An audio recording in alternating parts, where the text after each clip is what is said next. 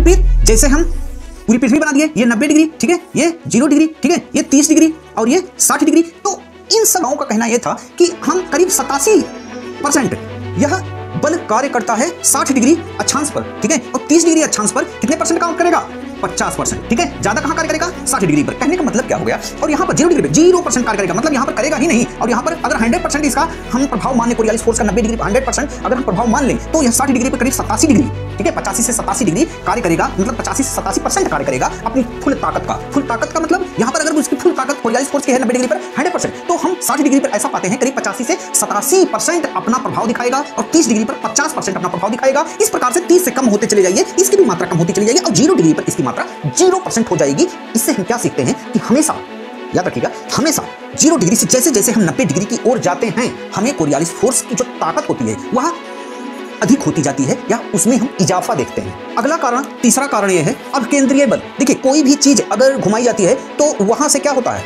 देखिए पृथ्वी अगर ये है, ठीक है, पृथ्वी घूम रही है, अब यहां से क्या होता है? पृथ्वी की केंद्र जो होता है, ठीक है, यहां से चीजों को बाहर की तरफ फेंका जाता है। कोई चीज घूम रही है तो यहां से चीजों को बाहर की तरफ फेंका जाता है। तो इस अवस्था में हवाएं अपने मूल स्थान से जहां पर प्रेशर पड़ेगा, मतलब चलना क्षैतिज भी था लेकिन वहां ऊर्ध्वाधर भी हो सकती हैं, या वहां पर कोई अगर अवरोध आ गया तो अपने मूल स्थान से भटक भी सकती हैं। इसलिए इसमें अपकेंद्रीय बल भी विक्षेपित करता है, कहीं ना कहीं अवरोध उत्पन्न करता है इन हवाओं के चलने में।